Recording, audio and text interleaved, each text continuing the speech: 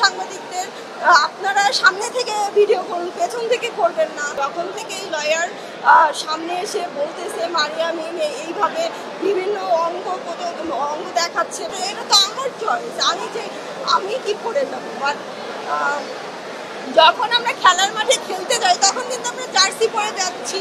T S স্পোর্টসে যে দেখিয়েছে টিভিতে, উনি বললো যে টিভিতে দেখা যায় না, আমরা কিন্তু যখন আমরা খেলতে গিয়েছিলাম তখন কিন্তু আমরা জার্সি পরেই গিয়েছিলাম। বাট এটা হচ্ছে আমরা পার্সোনাল, আমরা কোথায় কি পরে যাবো এটা তো আমাদের চয়েস ভাইয়া।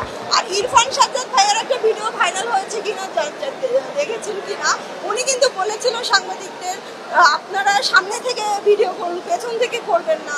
সো এটা আসলে আমাদের কোনো দোষ নয়। এখন যদি মামলা করতে হয় তাহলে গণমাধ্যমের বিরুদ্ধে করুক, তারপর যারা মোবাইল সাংবাদিক তাদের উপরে করুক, বাট আমাদের কেন? আমরা তো এখানে কিছু করিনি। এখানে তো আমাকে যা কোয়েশ্চেন করা হয়েছে আমি তাই বলেছি, আমি তো বেশি কিছু বলি নাই আমার যা মনে হচ্ছে। বাট যে লয়ার সে যেটা করেছে এটা আমার মানহানি হয়েছে, আমি মানহানির মামলা দিব তার বিরুদ্ধে। কারণ এটা কিন্তু ওই আরো 2-3 দিন আগে এটা চলে গিয়েছে, ওই টপিক কিন্তু কেউ মনে রাখেনি। বাট তার জন্য লয়ার জন্য কিন্তু আমার আবার আগের সেই ক্লিপগুলো ভাইরাল হচ্ছে, তাতে করে তো আমার মানহানি হচ্ছে। অবশ্যই আমি মানহানির মামলা করব, কারণ এখন ওখানে আমরা প্র্যাকটিসের আগে ওয়ার্ম আপ করেছি। ওখানে শুধু আমি ছিলাম না, ওখানে আরও আমাদের টিমের যারা ছিল 15-20 জন ছিল, ওখানে আমরা সবাই করেছি। সবারটা না ভিডিও করে শুধু আমারটুকু করে কেটে এগুলো ভাইরাল করা হচ্ছে। আর এটা কিন্তু তখন এত বেশি ভাইরাল হয়নি, যখন থেকে এই লয়ার সামনে এসে বলতেছে মারিয়া মিম এইভাবে বিভিন্ন অঙ্গ দেখাচ্ছে বা এটা তো আমার জন্য মানহানি আমি মনে করি।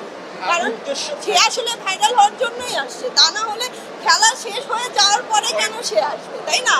খেলা কিন্তু শেষ হয়ে গিয়েছে, এখন আবার আজকের টপিক জার্নালিস্টরা পেত, ওইটা কিন্তু আর আসতো না, কিন্তু সে আবার নতুন করে ওইটা আসছেই ভাইরাল হওয়ার জন্য। এখন এটা আমি তো বলতে পারবো না, আসলে আমি তাকে চিনি না।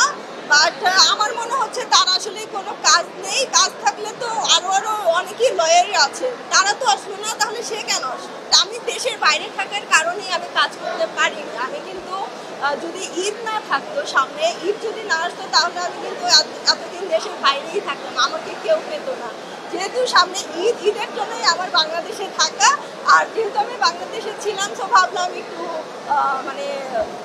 খেলি, এজন্য